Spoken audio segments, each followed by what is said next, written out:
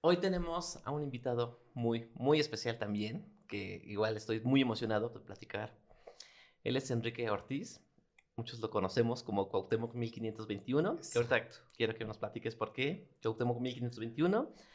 Él es conferencista, divulgador y escritor, entre muchísimas otras cosas Otras más que cosas. haces. Muchas gracias por estar aquí con Un nosotros. gusto, Gerardo, un gusto estar aquí con ustedes. Nos conocemos ya de varios años. El proyecto, de cierta forma, el proyecto y yo hemos interactuado y ha ¿Sí? sido un gusto Correcto. conocer y ver todo lo que hacen y cómo van desarrollando estos productos y este material, pues icónico de los grupos mesoamericanos del Altiplano Central. Correcto. Nos conocimos en la tienda. Te platicaba hace ratito que un día llegaste a la tienda cuando llevábamos semanas de haber inaugurado. ¿Te acuerdas cómo llegaste Sí, ahí a la tienda o por qué llegaste a la tienda? sí, porque, bueno, una amiga me comentó que habían abierto una tienda. Y fuimos, ¿no? Fuimos a ver qué había, porque el proyecto, desde mi punto de vista, en aquellos momentos era único en Teotihuacán, en la región incluso, por la manufactura, ¿no? Por las diferentes colaboraciones que ustedes manejan, por el trabajo de la obsidiana, y bueno, es un proyecto muy genuino, ¿no? Que busca rescatar toda esta esencia de nuestras raíces como mexicanos y obviamente como también las raíces de la región, ¿no? De todo lo que es el oriente del Estado de México, porque la influencia teotihuacana pues no nada más se quedó pues en estos valles, ¿no? Sino que fue muchísimo más allá. Justamente ayer estuve en Sultepec, Tecuaque, ¿no? Tlaxcala, cerca de Calpulalpan, y aunque fue un sitio del posclásico, donde precisamente emboscaron y derrotaron una columna española Mm, y los se los comieron, ok. los asaron y los sirvieron y se los comieron, y no solo a las personas, sino a los gatos, más de 20 gatos, a los caballos. Y bueno, aunque es un sitio del posclásico, es importantísimo mencionar que hay un pequeño museo en una hacienda pulquera, ahí también hay piezas teotihuacanas y hubo un asentamiento del clásico en ese mismo lugar, ¿no? Entonces, esto ya es Tlaxcala, ¿no? Aunque está muy cerca de Claro. Teotihuacán, y el otro gran ejemplo, ¿no? En Coatlinchán, Mm, ¿no? La famosa piedra de los tecomates, que muchos le llaman Tlaloc, que no se sabe si es Tlaloc, ujú, ujú. eh, posiblemente es una deidad de la fertilidad, del agua, pero no sabemos si es femenina o masculina.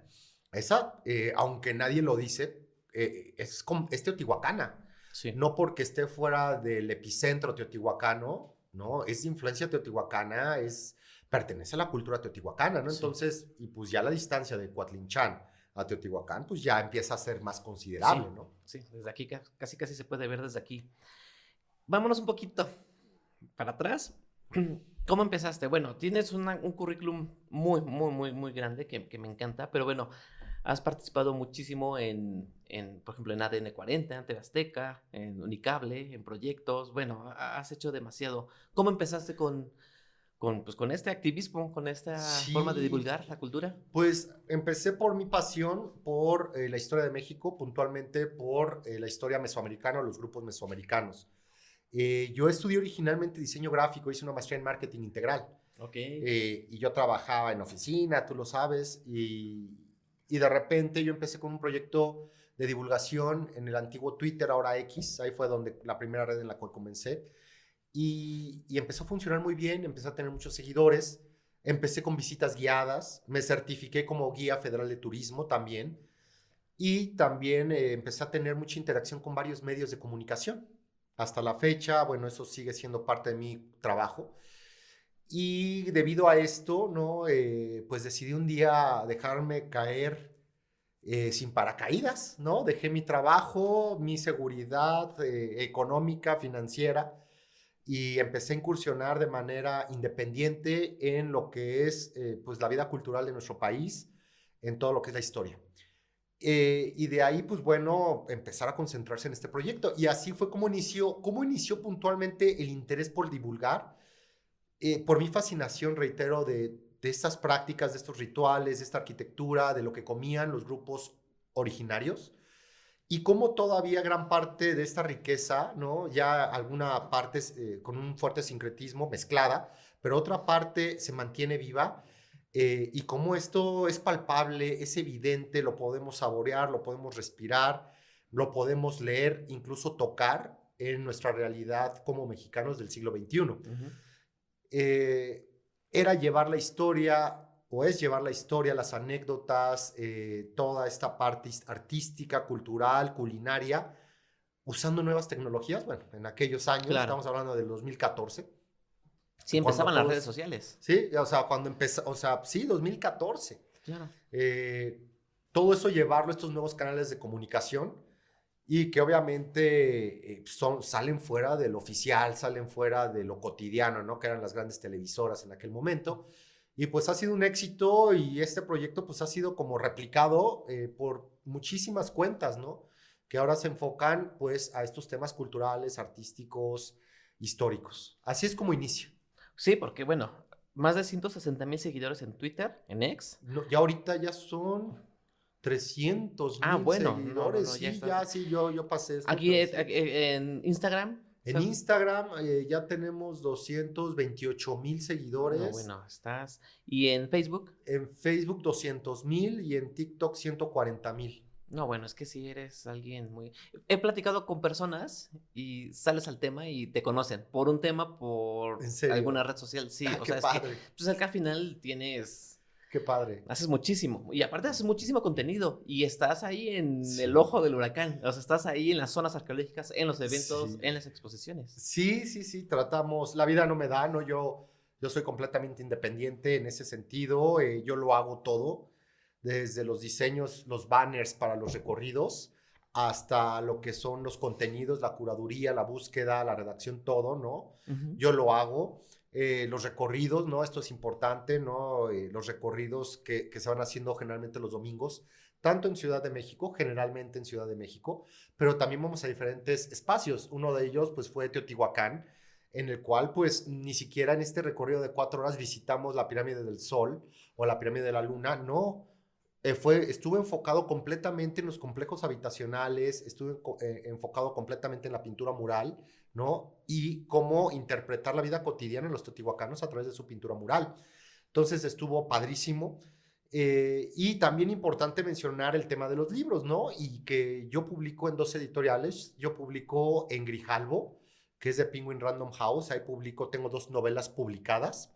La primera, y bueno, ambas se las recomiendo a todas las personas que nos están viendo. La primera se llama Las Águilas de Tenochtitlan, bajo el sello de Grijalbo. El segundo se llama La Última Victoria Mexica, que es una novela sobre la Noche Triste, igualmente publicada en Grijalbo. ¿De qué va la primera? Esa me encanta porque es el imperialismo mexica. Ujú. Es la expansión militar mexica. Generalmente cuando era joven me preguntaba, ¿por qué todos los libros de los llamados aztecas, mexicas, siempre tienen que ver, siempre aparecían como protagonistas los españoles? Pues yo siempre me preguntaba eso y por qué no tenían esta cultura tan importante, tan admirada a nivel global, pues crónicas propias de esta cultura y no donde se narre siempre su debacle. Claro, Y ahí fue cuando me di a la tarea de escribir esta de las Águilas de Tenochtitlán, donde no hay españoles, no hay Hernán Cortés, donde la crónica está enfocada en los mexicas con esta expansión militar y cómo ellos atacan, sitian una población chontal ubicada en el actual estado de Guerrero, que se llama Teloloapan, en Tierra Caliente. Y pues es padrísimo porque se da las dos visiones, ¿no? La visión del dominante, del imperialista mesoamericano, ¿no? Del mexica, y se da la visión de los chontales de esta zona, cómo ellos quieren mantener sus tradiciones, sus dioses y cómo pelean por su libertad, ¿no? Entonces, no hay ni héroes ni villanos, pero no hay españoles, eso es lo que me claro. gusta. Y la Wow. segunda es cambiar, darle un giro al enfoque de que los mexicas, pues siempre fueron derrotados, porque en la última victoria mexica se narra la gran victoria de los mexicas, que fue la Noche Triste. Ujú. Se narra también la del Templo Mayor, pero sobre todo es esta parte, ¿no? Y entonces es muy bonito porque te das cuenta, lees la otra historia, Claro, ¿no? la otra parte. La otra parte, porque pues los mexicas también lograron importantes victorias. Claro, No, sí. no siempre, bueno, no solamente se tiene que narrar cómo fueron derrotados, sino también los logros militares que ellos obtuvieron. Y otro de los libros, precisamente aquí lo podemos ver, Ujú. ¿no? Es El mundo prehispánico para gente con prisa, Es la vida cotidiana de los mexicas en Tenochtitlan, cómo ellos vivían, ¿no? Es un libro de divulgación histórica, bellamente ilustrado. Ahí podemos ver en la portada Huitzilopochtli, ¿no? Con Xuicoatl, con la serpiente de turquesas, y cómo ellos vivían, qué comían, cómo realizaban los sacrificios, cuáles eran sus dioses, las cómo eran los espectros que se aparecían en Tenochtitlan, y bueno, darles también la premisa que va a salir próximamente, La conquista para gente con prisa, Ok, con Planeta, con la ok. editorial Planeta. ¿Para cuándo? ¿Ya tienes fecha? Sí, ya para agosto. Ah, o sea, este año ya. Sí, sí, Ya, ya, sí, ya. en agosto sale, digamos, la continuación de esta crónica, que es La conquista para gente con prisa. ¿En dónde lo tienes a la venta este libro? Está en plataformas digitales, está en librerías, está en todo a lo largo de México. Esta es la edición de bolsillo que acaba de salir. Ya se han vendido más de 7,000 libros de la versión original. Y este es una versión de bolsillo que el precio está fabuloso y la edición magnífica. Está todo color a un precio increíble. Tenemos que correr a leerlo. Ya. En tu biografía y descripción dice, desde hace más de 8 años se ha dado la oportunidad de romper algunos de los mitos históricos de nuestro país, develando verdades y dándonos a conocer a través de sus redes sociales. A ver, ¿Cuáles es lo que más mitos? nos gusta, el Sí. chismecito. Platícanos algo que a ti te haya sorprendido y que lo hayas comunicado y hayas causado revuelo. Pues mira, fíjate que hay muchos mitos en la historia nacional, ¿no? Pero también hay muchas inexactitudes en cuanto a la forma en que se van narrando las cosas, ¿no? O cierta información que mucha gente cree que es verdad o desconoce su origen. Hablando, por ejemplo, de Teotihuacán, me llama mucho la atención, ¿no? El nombre de la pirámide del Sol y de la Luna. Y que yo creo que gran parte de los visitantes que vienen a esta zona arqueológica, pues piensan que en realidad la pirámide del Sol estaba dedicada Al sol. al Sol y la otra a la Luna. La realidad es que, por ejemplo, estos nombres vienen dados por los mexicas, ¿no? Quienes para ellos, pues el sol era una de las deidades más relevantes a través de diferentes representaciones como el propio Huitzilopochtli o el Tonatiuh. Y de la misma forma, ¿no? Coyolxauhqui, este monolito encontrado el 21 de febrero de 1978 ahí en el centro histórico, que es la representación de la deidad de la luna. Y este enfrentamiento cósmico que está entre el Sol y la Luna para ellos era muy relevante, así como para todas las culturas mesoamericanas. Pero para el teotihuacano prevalecía como deidad tutelar, pues el dios de las tormentas. O sea, la lluvia era la deidad más importante para ellos. Y la pirámide del Sol en realidad, si nos remontamos al clásico, ¿no? A la ocupación teotihuacana, el apogeo del 50, al 100, al 500 después de Cristo, pues sabemos que la pirámide del Sol en realidad estaba dedicado al dios de las tormentas, lo que después los nahuas llamarían Tlaloc. Claro. ¿Y por qué es esto? Bueno, los arqueólogos han encontrado en sus 4 esquinas de los 4 cuerpos restos de niños que fueron. Recordemos que a los dioses de la lluvia se les llaman niños, mientras que al dios solar se les llaman principalmente hombres, una que otra mujer, pero principalmente guerreros. Entonces, pues sabemos que la pirámide del Sol no es del Sol y que la pirámide de la Luna está dedicada a la contraparte, ¿no? Femenina del dios de las tormentas, a la diosa que los nahuas llamarían Chalchitlicue, que es la señora de las aguas, la que porta la falda de Hades. De las aguas quietas. Exactamente, ¿no? De los ríos, de los lagos, de las lagunas. Entonces, realmente ahí también podemos ver la importancia de la dualidad, ¿no? Hombre-mujer en el mundo mesoamericano, ¿no? Y dualidad que se va desdoblando a lo que es día-noche, luz, obscuridad, supramundo, inframundo, ¿no? Que todo en el mundo mesoamericano es dual, todo. Claro. ¿No? Sí. Entonces, pues no tiene nada que ver esto, ¿no? Que nosotros conocemos como pirámide del Sol o de la Luna. Eso es muy interesante. También, por ejemplo, aquí estábamos ahorita platicando de la urna, ¿no? Del monito de obsidiana, la cual procede de una hacienda, la cual descubrieron y por ahí ahorita la van a ver, la van a enfocar, la cual procede de una hacienda, al parecer, de acuerdo a la información que contamos, de Texcoco, también de esta zona, ¿no? Lo más curioso es que Eugene Boban, ¿no? El anticuario, uno de los coleccionistas de Maximiliano de piezas antiguas, él afirmó que los antiguos mexicanos no elaboraban esculturas con brazos y piernas de este vidrio volcánico, ¿no? De este cristal volcánico, lo que ha suscitado varias dudas, ¿no? Sobre su autenticidad. Y lo que platicábamos, no es muy común que cuando tú vas a una zona arqueológica, en el pasado del propio Teotihuacán, tú vas viendo tepalcates al caminar, ¿no? Muchísimos tepalcates, y ves obsidiana, las lajas de obsidiana, ves las ollas rotas, ves las figurillas, ¿no? Las caras, ves una pierna, un bracito, ¿no? De estas esculturitas que hacían los mesoamericanos. Lo más interesante es que cuando tú vas caminando en estos espacios, tú nunca te vas a encontrar un tepalcate de un piecito, Sí, de una un manita. bracito, de una manita, de una cabecita hecha de obsidiana. Sí. O sea, y eso te da mucho a pensar, ¿no? Que realmente existía este tipo de esculturas.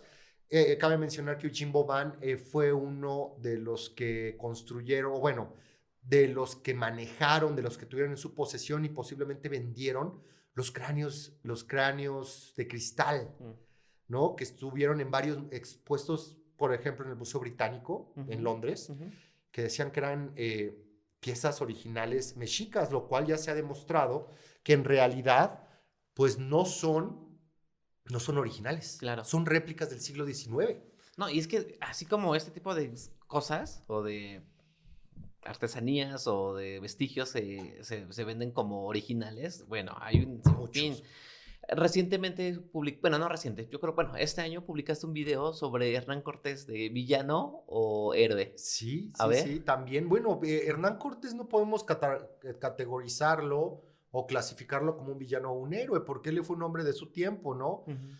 Por ejemplo, cuando Hernán Cortés llega aquí en 1519, procedente de Cuba, recordemos que no existía México, eso es muy importante, y que lo que había era un mosaico de diferentes reinos o altepeme, pues sí, de los grupos originarios. Estaban mixtecos, estaban zempoaltecas, estaban mexicas, nahuas, mayas. No había una unidad. Y el grupo hegemónico, pues fueron los mexicas, los nahuas, con su triple alianza, formada por Texcoco y Tacuba. O sea que había de cierta forma dos bandos en la parte central de México y bueno, en gran parte del territorio, que eran los dominados y los dominadores. Imaginemos que cuando llega Hernán Cortés y él empieza a prometerle a los dominados que van a obtener su libertad, pues para estos grupos Hernán Cortés fue un libertador, ¿no? Para los tlaxcaltecas fue un libertador, para los huejotzingas fue un libertador, ¿no? Para los zempoaltecas del Totonacapan, de la Tierra Caliente, de lo que actualmente es Veracruz, fue un libertador. Mientras que para los mexicas fue todo lo contrario. Entonces, ahí podemos, o sea, depende del punto de vista de quien narre. Finalmente, así es la historia, ¿sabes? La historia es hay todo un tema con objetividad que yo siempre trato de mantenerla dentro de lo posible, muy difícil. ¿Por qué? Porque depende del punto de vista de quien narre los sucesos, es cómo va a dar a conocer la historia, ¿no?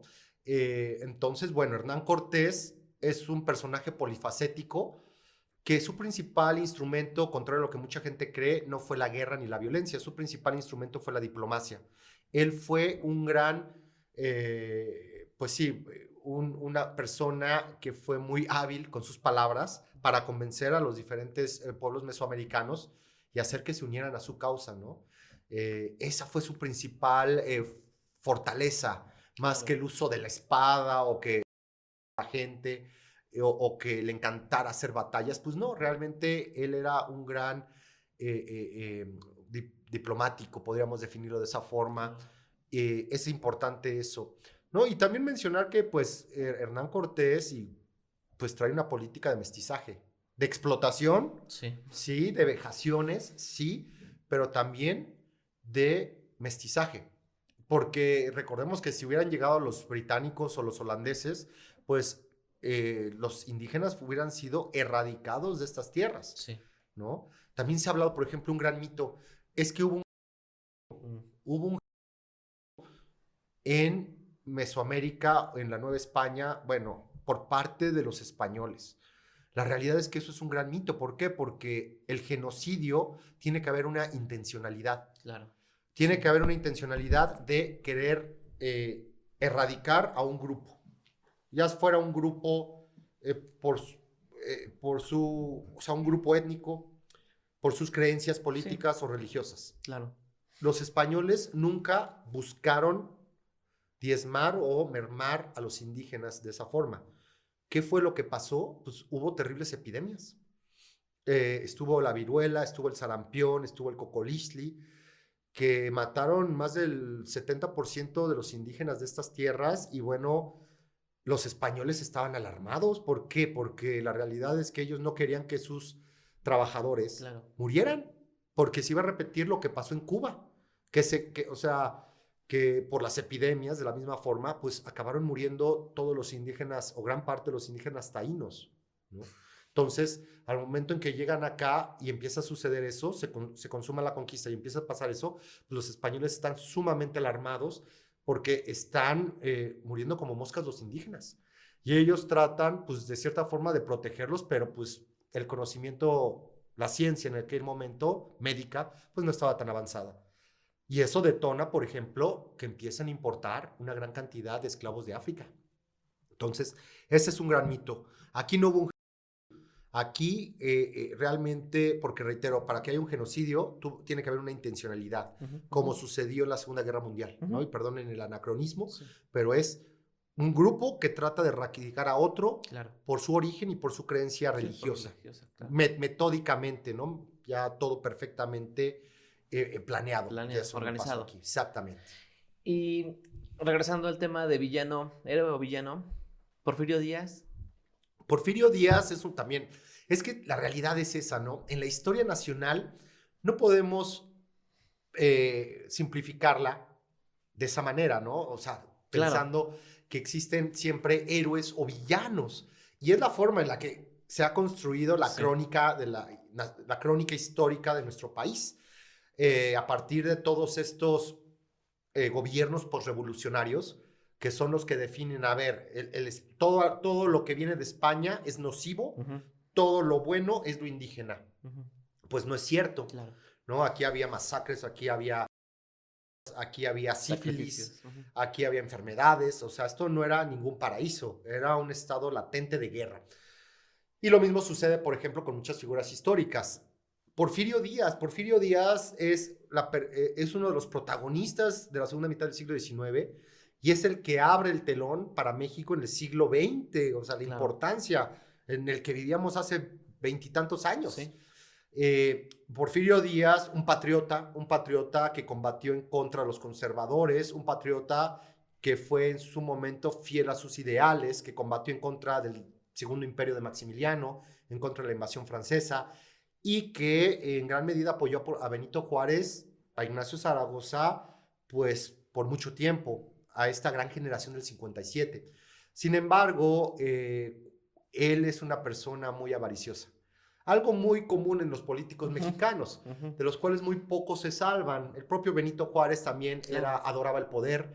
Pues obviamente, ¿cuántos presidentes no hemos tenido, no? Que les encanta esto, Antonio López de Santana, el propio Agustín de Iturbide, amantes del poder, ¿no? Y que no quieren dejarlo, no quieren soltarlo.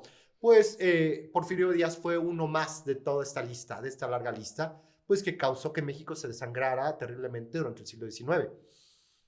Y por esta razón, pues bueno, ese es su gran error, ¿no? De Porfirio Díaz, que él no suelta el poder, a pesar de ser ya tan viejo, ¿no? Él no quiere soltar el poder y él quiere aferrarse al poder y no se da cuenta que los tiempos ya cambiaron. Claro.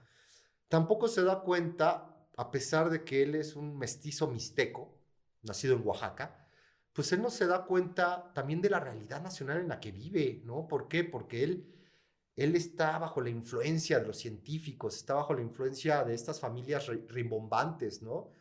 Está Sí, en una burbuja. en una burbuja, Totalmente. ¿no? Aislado, o quiere aislarse o no quiere ver lo que está sucediendo en el país. Que durante el porfiriato el 80% de los mexicanos no saben ni leer ni escribir Eso me y impresiona. más del 70% viven en la pobreza y es un atraso terrible. Y muchos lo alaban, pues sí, es que trajo el ferrocarril, es que construyó Bellas Artes, es que construyó el Palacio de Correos. Sí, ¿quién tenía acceso para eso? Claro, Si sacas que ese porcentaje de mexicanos no sabía ni leer ni escribir, ¿para qué diablos querían un palacio de correos si no podían escribir ni una carta ni leer ni lo que les leerlo. mandaban? No lo podían usar.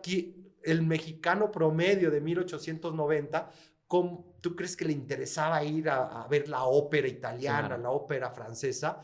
Pues no, ellos estaban buscando cómo Comer, sobrevivir, claro. cómo comer, Sí. cómo tener calzado, ¿no? Entonces, pues es un tema de claroscuros la vida de Porfirio Díaz. Y sí, no hay que mencionarlo, ¿no? Que él sí causó. Sí. ¿De quiénes? De los yaquis. ¿De quiénes? De los mayos, de los mayas. Sí, causó, no sé si en su ignorancia por querer apoyar el desarrollo económico de México, pero eso es una barbaridad. Sí, que creo que pasa también mucho en esos tiempos modernos. Sí, que también llega a pasar, sí. Ya siguiendo la línea del tiempo, se viene Revolución. Creo que también hay muchísimo misticismo de Pancho Sí. Villa, Pancho Villa, ¿no? ¿no? Y es que si te fijas, vamos cayendo en lo mismo, ¿no? Sí, O correcto. sea, ¿sabes quién es el único personaje por el que sí yo no puedo meter las manos al fuego? Y por el que, pues, evidentemente no hay forma de defenderlo. Y tal vez sería el único al que sí se le podría aplicar el mote de villano. Victoriano Huerta. Mm. O sea, Victoriano Huerta es un personaje terrible, es un personaje que él encarna la traición al máximo nivel, ¿no? Al nivel Egoísta también lo podría pensar. egoísta, soberbio, Sí. alcohólico, violento. eh, eh, o sea, es un personaje al cual no puedes justificar desde mi punto de vista, ¿no? Él combatió en contra de los revolucionarios, él combatió en contra de los zapatistas terriblemente, ¿no? Con unas políticas de destrucción, de tierra quemada. O sea, un personaje, pues que en él sí se rompe la regla, ¿no? Sí, Que no hay forma de matizarlo desde mi punto de sí. vista. Podrán decir, sí, bueno, era brillante, era un matemático brillante, aritmética, muy valiente. Pues sí, pero eso no te justifica, Sí, como ¿verdad? ser humano, como Como ser ciudadano, humano, sus no, más no. ideales, de que él dice, ¿sabes qué? A Madero le dice, firma la renuncia y yo te perdono la vida, te vas exiliado. Al final, pues eso no pasó. Lo acabaron asesinando Pino Suárez y a Madero fuera de la prisión de Lecumberri. Entonces, o sea, si tú analizas su historia, él va rompiendo todo lo que va diciendo, él va traicionando al primer grupo de golpistas, ¿no? Que es Manuel Mondragón, que es Félix Díaz, los traiciona a los que atacan a Madero. Ujú, ujú. Entonces es una persona sin palabra, ¿no? O sea, cómo puedes interactuar con una persona de esas características? Por otro lado, Pancho Villa, también sí un personaje muy polémico, en el cual pues tal vez no quiero ahondar mucho con anécdotas, pero también hay que entender un contexto, por ejemplo, con Pancho Villa. Pancho Villa, él nace en un contexto de tremenda pobreza en Sí, en Durango una realidad totalmente diferente a lo que se estaba viviendo. y contraria a la que yo vivo, a la que tú vives y a la que todas estas personas que llegan a criticarlo, pues no se imaginan que nunca, es difícil tener una Sí, empatía en este sentido porque nace pues sí, en un pueblo, si es pueblo, ¿no? En Durango, en la extrema pobreza, con mucha violencia, sin educación, sí, con unas costumbres súper arraigadas como el machismo, en como... otros tiempos, Sí, también de claro. manera ideológica, él al parecer, entre una de las versiones que se cuenta, él tiene que abandonar esta hacienda donde él trabaja porque el capataz o un familiar de los hacendados, ¿no? Posiblemente el hijo, trata de violar a su hermana, ¿no? Y él o lo golpea, la defiende a la hermana, ese es el punto. y él tiene que salir disparado, huir porque lo están persiguiendo y no hay ley pues que lo proteja Claro. y ni que haya protegido a la hermana. Y ese es un caso, yo creo que de cientos de miles Sí. en las haciendas, en las encomiendas que vienen desde tiempos, obviamente, de la conquista, o bueno, años después de la conquista, en el cual, ya si tomamos el tiempo, millones de mujeres fueron por los capataces, por los hacendados, Ujú. hombres que trataban de defenderlas, hermanos, padres, los castigaban, los desaparecían y no había autoridad que protegiera a estos sectores vulnerables, que ahora hablamos de sectores vulnerables, ¿no? ¿De qué hablamos? De un porcentaje tal vez pequeño de la población, ¿no? Ujú. Que hablamos de migrantes, que hablamos de transexuales, que hablamos de, ¿no? Que hablamos de personas de la tercera edad. En aquellos tiempos, el grupo vulnerable pues era más del 50% de la población Sí. mexicana, porque la gente de poder hacía lo que quisiera con ellos, ¿no? En la capital era más difícil, pero en los estados, en estas provincias, bueno, en estos sí, en los estados, espacios rurales, no, no había ley, ¿no? Espacios en ley, justo iba a decir eso. Sí, entonces, bueno, ese es el contexto de Pancho Villa. Y por otro lado, él es un general, él es un caudillo en una revolución. Ay, es que causaba. Hidalgo las causó Ujú. con sus prisioneros. Hidalgo a sus prisioneros. En las guerras pasa eso, ¿no? En las guerras pasa eso. Los zapatistas lo hicieron, el ejército federal lo hicieron. El propio Agustín de Iturbide, cuando trató de defender la corona española durante el movimiento de independencia, él también fusilaba a los prisioneros. Claro. Entonces, pues esto es sintomático de ser un caudillo en una revolución, ¿verdad? No iba a ser la Madre Teresa de Calcuta en medio de una batalla o en medio de una guerra. Eso hay que entenderlo, ¿no? Hay que entender siempre el contexto de los personajes, donde nacen y cómo se van desarrollando. Y también en qué época hacen La las época, cosas, sí, ¿no? Es importantísimo. Hernán Cortés, Claro. que hace 500 años. Sí, otro mundo. La violencia estaba a flor de piel. Y sí, los mexicanos venimos de dos grupos sumamente violentos, podemos definirlo. Pues sí, o sea, toda esta violencia constante de los mesoamericanos y los españoles que vienen de la Reconquista, ¿no? Que son intolerantes, que son aguerridos, que son sumamente violentos en contra de lo que no es la verdadera fe. Claro. Que Entonces, también es otro tema ahí, y la religión, ¿no? En nuestro país, sí. Bueno. Otro personaje polémico que ahorita que me comentabas algunas cosillas. Mira, quisiera preguntarte por Frida Kahlo, pero mejor por Diego Rivera. Sí, sí, otra vez, ¿no? Claros oscuros. Sí. Un genio. Haberlo visto en persona debe de haber sido impresionante. Sí. Era un cuate que pesaba más de 90 kilos, alto, pues con unos ideales muy fuertes, Sí. en su tema comunista, sumamente creativo, que veía el mundo de otra manera, y alguien que es muy valioso, alguien que estaba muy orgulloso de de las raíces del arte mexicano, y no de lo que estaba de moda y en boga en aquellos tiempos, que no, que era lo afrancesado, Sí. lo que venía de Estados Unidos, de lo que venía, ¿sabes?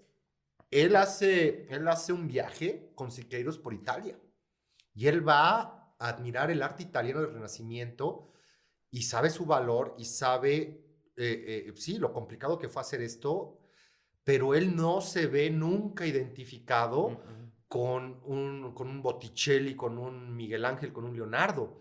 Él va ahí a ver las soluciones que usaron estos artistas hace 500 años, claro, a ver el producto de estos procesos creativos que ellos tuvieron para, ahora sí que meterlo en el metate, en el molcajete, con ingredientes de nuestra tierra y tener un producto diferente.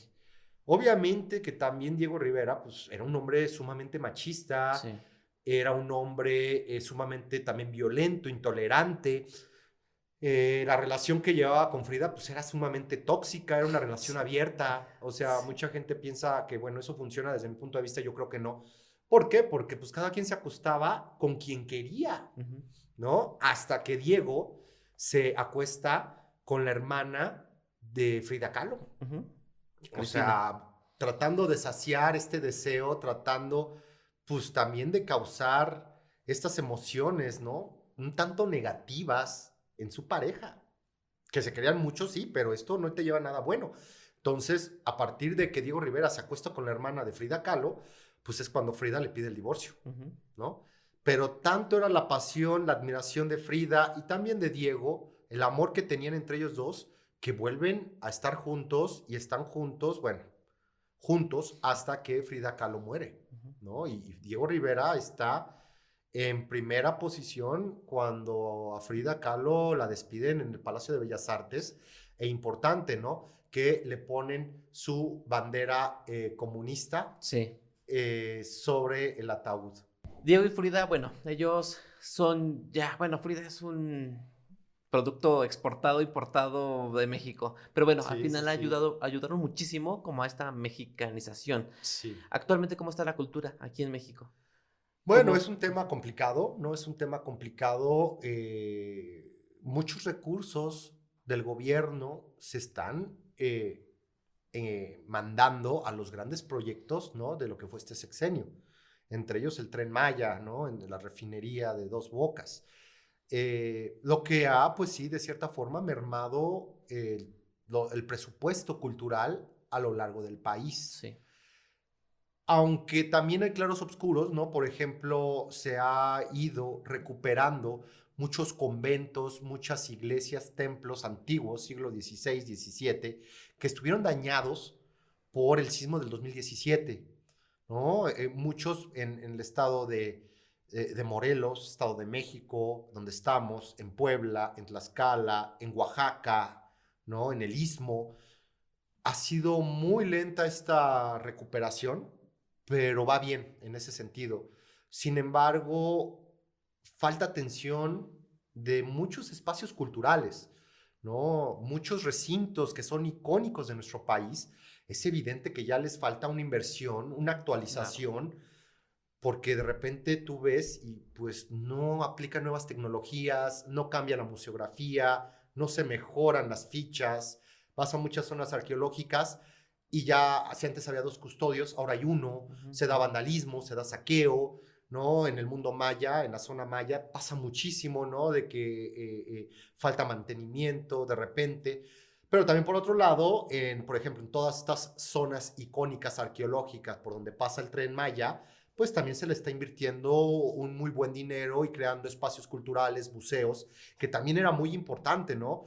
Que tú ibas a una zona, no sé, se me ocurre tal vez Uxmal y que no hubiera un museo, o que fueras a Tulum y que no hubiera un museo, o que los espacios de sanitarios pues fueran muy deficientes. Entonces hay cosas muy positivas, por ejemplo, que se están llevando a cabo en infraestructura en la península. Pero por el otro lado tenemos este tema, ¿no? En otras áreas del país. Un tema, por ejemplo, que me parece de gran relevancia es el deterioro de lo que es el Templo de la Serpiente Emplumada, Sí. el cual es una noticia poco difundida, que los medios le han puesto muy poca Atención. tiempo o atención, y en el cual pues debería de ser un tema de prioridad nacional, porque Teotihuacán es la zona arqueológica más visitada del continente Correcto. americano, más que Chichén, más que Tulum.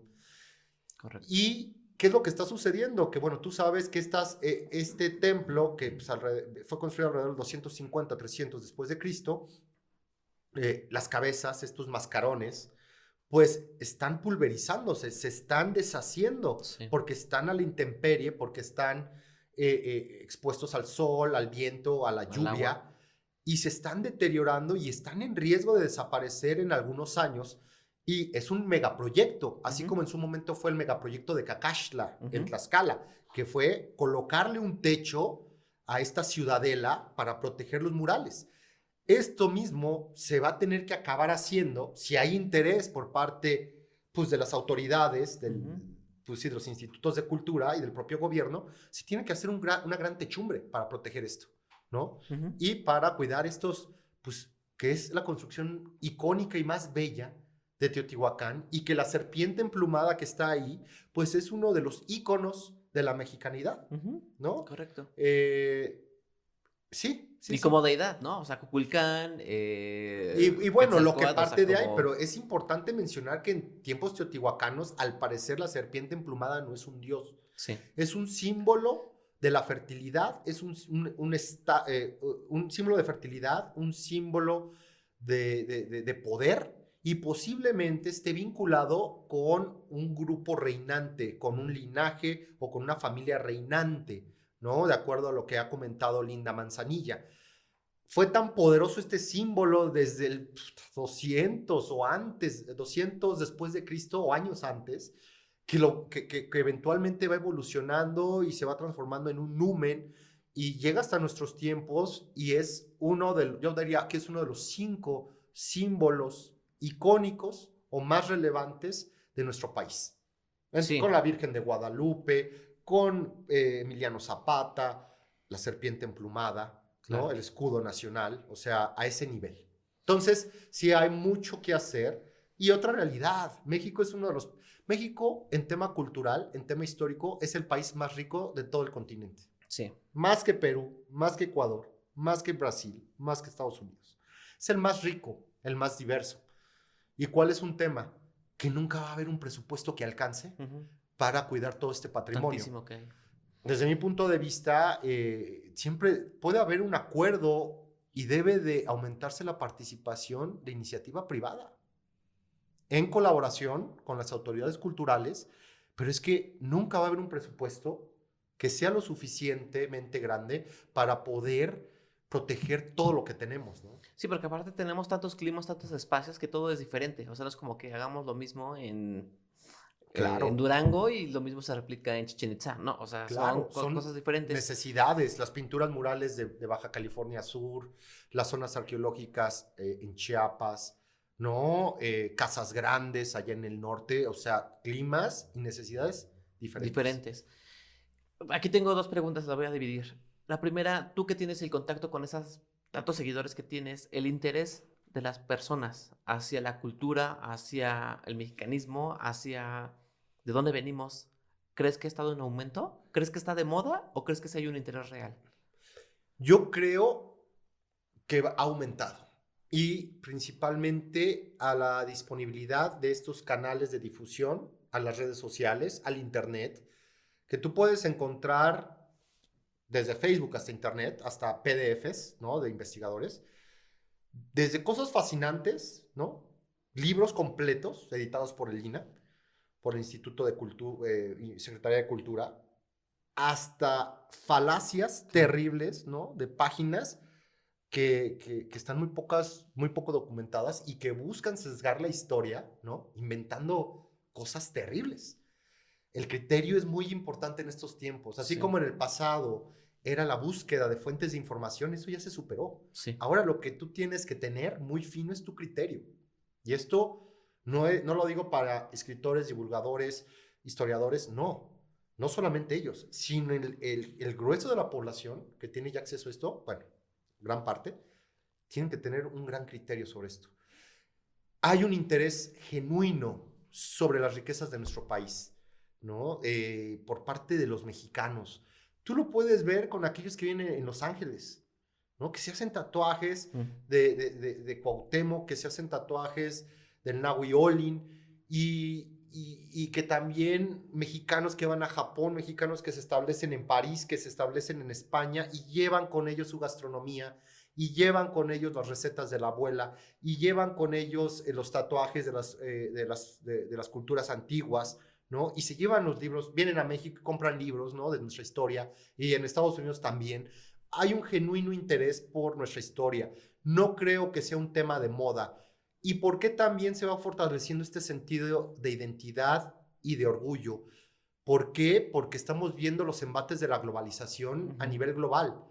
Y para colmo de males y colmo de bienes, también tenemos al vecino del norte, pues que es el epicentro de la globalización y es el principal exportador de cultura, mucha de ella chatarra, a nivel global. Desde Corea hasta en el Congo, hasta en Marruecos, tratan de imitar en gran medida pues, la forma de vida de Estados Unidos, ¿no? sí, El sueño americano. sí. Entonces, ¿qué es lo que sucede? Este orgullo, esta fuerte identidad mexicana ha salido a flote, ¿no? Ha salido a flote, y eso, pues, ¿en qué se ha visto reflejado? en la cantidad de visitantes que hay en nuestro país en Sí, turismo, sí. que cada vez va más grande. Fenómeno que ya venía desde antes de la pandemia y que fue interrumpido por la Ujú. pandemia y que año con año ya el nivel de turistas de todo tipo, turismo cultural, Sí. turismo de playa, Sí, turismo lo que sea, holístico, sí, están deportivo, llegando aquí. todo. El turismo nacional se está diversificando, o sea, y también el extranjero. Ya no solamente vienen a los atractivos de playas, ¿no? Puerto Vallarta, La Paz, Los Cabos, Tulum, sino que vienen ya a la Ciudad de México, van a Puebla, van a Oaxaca, van a Mérida. Y eso yo lo veo con gran agrado y con gran alegría. Ujú. Entonces, eso me parece fabuloso y eso es parte de que en México se sigue manteniendo esta identidad tan fuerte, viva, y de que los mexicanos estamos orgullosos de esto. Y que hay gente como ustedes que están creando piezas basadas en, bueno, en estas, pues sí, en estas joyas prehispánicas, o escritores como yo, ¿no? Y perdón que me ponga como ejemplo, que tratamos de rescatar nuestra historia y tratamos de divulgarla y de difundirla. Eso hace que México, estas raíces tan profundas que tenemos en México, ¿no? Realmente profundas, hacen que no sea fácil que la globalización permee aquí en temas culturales, en Sí. temas gastronómicos, o que pueda permear, pero sigue presente nuestra identidad, ¿no? Ujú, Ahí está la hamburguesa de Burger King ujú, y ahí están las taquerías de barrio, ¿no? ujú, Y ahí ujú. está el Califa de León que ganó el premio Michelin, Sí. ahí está, ¿no? Y esto es admirado a nivel global. Lo mismo, ¿no? Con el tema Michelin, de las estrellas Michelin, Claro. que nunca le habían dado una estrella a un puesto ¿De tacos? de tacos, Ujú, o tan informal, o sí, tan informal como ese, a nivel global. ujú. Entonces es algo que es único y es nuestro tesoro. Sí, o sea, hablando específicamente de esta estrella Michelin, tanta polémica, ¿no? Y yo Sí, sí lo veía como, ¿y por qué no? O sea, ¿por qué siempre claro, quedarnos? ¿Por qué una taquería de barrio no va a tener claro, algo así que creo que es realmente lo que claro, ¿y por qué somos? no? ¿Y por qué no? Sabes, yo sí hubo mucha polémica en ese tema. ¿Por qué? Porque muchos decían, no, es que hay taquerías mil veces mejor, es que hay restaurantes de comida tradicional que son mucho mejores, pero es que no ven el bosque por ver un árbol o un pino. Claro. La importancia de esto, su significado real es un reconocimiento a las taquerías de la Ciudad de México. Sí. No, o sea, sí está bien que hay taquerías muchísimo más icónicas, más sabrosas, más baratas, con gran calidad, lo que tú quieras poner, pero la relevancia de esto es un reconocimiento a las taquerías de barrio, a las taquerías familiares que surgen en la Ciudad de México y se mantienen pese a los embates de estas grandes franquicias de comida mexicana, ¿no? De taquerías, Ujú, ujú. que muchas son muy buenas, que elevan mucho sus precios, pero que se va perdiendo esta identidad de barrio, que se va perdiendo esta identidad de colonia, ¿no? Ujú, En la Ciudad ujú. de México. Esa es la importancia y eso es lo que tenemos que aplaudir, ¿no? La riqueza, pues, de nuestras garnachas, de nuestros tacos, de nuestros antojitos mexicanos y que sea reconocido a nivel global. Y eso se replica, o sea, no solo en comida, podemos ver en nuestros textiles, en nuestros grabados, en nuestras artesanías, Sí, en nuestros en atractivos todo. turísticos, en nuestro arte colonial, en nuestras zonas arqueológicas, eh, en nuestros monumentos. Entonces, eso es lo valioso. ¿Qué crees? O sea, estamos hablando, digo, ya hablamos de muchos temas y de muchas décadas atrás, de muchos siglos atrás, pero en 1500, en 2000 años, ¿qué van a hablar de nosotros? Si es Eh, que seguimos o existiendo como sea, humanidad. sí, que esa Para sería la empezar, si... pregunta, ¿no? Yo dudo que, digo, tal vez mi visión es un tanto pesimista, dudo que en 2000 años continúe este orden global de países con estas fronteras, ¿no? supongamos que Pero sí, supongamos que sí. ¿Qué hablarían de los mexicanos de estos hablando tiempos? de los mexicanos. ¿Qué crees Eso que lo estamos haciendo como sociedad actual para que hablen de nosotros? Así como teotihuacanos, pirámides y misticismo, o... el tema es que ya vivimos en un mundo en gran medida globalizado, ¿no? Ujú, Donde el de gran desarrollo tecnológico que se dio en Corea en un año ya está a nivel global. ujú, O el cohete que va a llegar a Marte, ujú. décadas después, va a haber tal vez decenas de cohetes llegando a Marte y a la Luna, ¿no? Entonces, es más bien yo creo que un tema mucho de ya de la humanidad, el desarrollo tecnológico muy irrelevante, ¿no? A nivel global, que en México, pues vamos paso a paso, no vamos como las grandes potencias. Y lamentablemente, ¿sabes de qué sí se va a hablar? Y no en 2000 años, en 50 años, en 100 años, en 200 años, se va a hablar de la terrible situación de violencia que vivimos en la actualidad. Sí, Así como nosotros hablamos del tema cristero, ¿no? De la Revolución Mexicana, en 100 años, en 50 años, se va a hablar de la terrible guerra que se está librando en estos tiempos en contra de los carteles, en contra de la droga, y bueno, la gran cantidad de gente que es desaparecida, ¿no?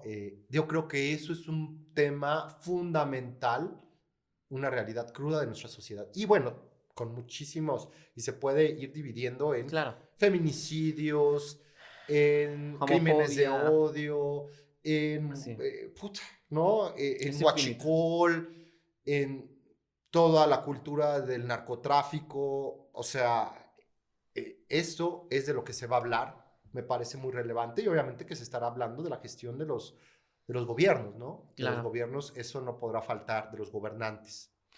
Yéndonos un poquito más positivos, yo pensaría o Sí, quisiera claro. creer que hablarían en 50, 100, 200 mil años de, obviamente, de la comunicación, de cómo, esa nueva forma de comunicarnos, pero de Sí. estas personas que estamos haciendo algo para difundirla. No solo Ujú, ujú. lo Lo malo. atrás, y no lo malo, sino lo bueno, ¿no? O sea, al final tú comunicas, tú difundes información, difundes temas. Creo que eso me gustaría, Sí, sí, fíjate. pensaría en eso, ¿no? Porque creo que, Sí, obviamente, por redes sociales existe esta nueva forma de comunicación, ¿no? Y global y tan inmediata. Creo sí. que eso podría... Sí, sí, también eso es importante, ¿no? Yo creo que siempre Sí. ha habido figuras a lo largo de nuestro país que han sido recordadas Ujú. por su quehacer, obviamente positivo, bueno, y también negativo. Pero sí, yo creo que posiblemente con el paso de los años, sí van espero muchos nombres, ¿no? Salgan a la luz y permanezcan en la memoria de los mexicanos, sobre aquellos que pudieron mantener viva, ¿no? Pues, la esencia mexicana, nuestra historia, nuestras riquezas, nuestra cultura, nuestro arte. Y eso es, ¿sabes? Eso es muy bello en estos tiempos, ¿no? Que tú entras a las redes sociales, obviamente el 95% de ellas, del contenido es pura basura, Sí. ¿no? Por cierto, dejemos de hacer a gente, o sea, Mm. que maneja estos temas famosos, porque sé Sí. mucho, sé que se banaliza a la mujer, donde lo más importante es tener dinero, la cultura del narco, ¿no? ¿Sabes? Es que es un entretenimiento Banal, banal, banal, rápido y rápido, sin ningún contexto. que crea ilusiones falsas, que crea violencia, que crea feminicidios, que crea violencia doméstica. Pero bueno, quitando este 95% de contenido basura, y, ¿sabes? Yo espero que sí, estas personas que se dedican a difundir, que se dedican a hacer proyectos textiles, que rescatan, ¿no? Parte de las tradiciones textiles de Oaxaca, de la culinaria, del arte, que difunden el arte mexicano, la historia. Yo espero que muchos de esos nombres pasen a la posteridad en varias décadas. Sí, hay muchísimos, y hay muchísimos, y seguramente va a haber muchos más. Estamos por terminar este episodio y te quiero hacer una última pregunta. Las instituciones, ya sea de cultura, de turismo, de INA, etcétera, ¿cómo las ves actualmente? Lo que están haciendo para, pues, rescatar estas, para prevalecer, para mantener esos lugares arqueológicos, hablando Puntualmente de puntualmente eso. de lo arqueológico. Son tiempos de cambio en nuestro país, ¿no? Son tiempos de cambio, son tiempos polémicos, son tiempos de transformaciones. Obviamente las transformaciones a algunos les gustarán, a algunos no les gustarán. Y obviamente que estos institutos culturales, no aquellos que se encargan de velar, no solamente por las zonas arqueológicas, sino por los monumentos, por el patrimonio, por el arte, pues están sufriendo transformaciones complejas. Ujú. No, el futuro es complicado para Sí. estas instituciones. Eso, pues bueno, eso tú sabes que puede ser siempre un volado, pues se puede mejorar o se puede empeorar la Ujú, situación. ujú. En México de repente es complicado que mejoren, tú sabes también eso. Pero, pues bueno, un tema de presupuesto terrible para el INA, para la Secretaría de Cultura, porque hay otras prioridades. Un tema de pues tal vez, no sé cómo de llamarlo, de falta de atención, tal vez por lo mismo del presupuesto, ¿no? O sea, de recursos en todo sentido. Y bueno, eso es lo que yo veo. Pero ¿crees que sí hay interés? O sea, el interés existe. El interés siempre, o sea, está ahí, pero o sea, pero todo este tema cultural siempre va muy de la mano con la política, Ujú, ¿no? Con temas ideológicos, que ahorita es terrible porque se está sesgando la historia terriblemente, ujú, ¿no? Ahorita se está marcando héroes y villanos, ujú, así como liberales y conservadores, ujú. fifi y chairos, todo eso es terrible, se está sesgando la historia, ¿no? Entonces, desde mi punto de vista, son temas complicados, en el cual, reitero, el criterio es muy importante para los mexicanos y en el cual, pues, hay transformaciones muy profundas, donde, pues sí, durante esta transformación, pues puede haber, no sé si llamarle daños colaterales o descuidos colaterales sobre toda nuestra riqueza, puntualmente de zonas arqueológicas. ¿No? Muchos investigadores están inconformes en la actualidad, pues cómo se está llevando las gestiones del INAH, ¿no? Los Ujú, presupuestos, ujú. que también hay que mencionar que el INAH también tiene muchos problemas internos, ¿no? Como este tema de los sindicatos, como estos temas de heredar la plaza, Burocracia.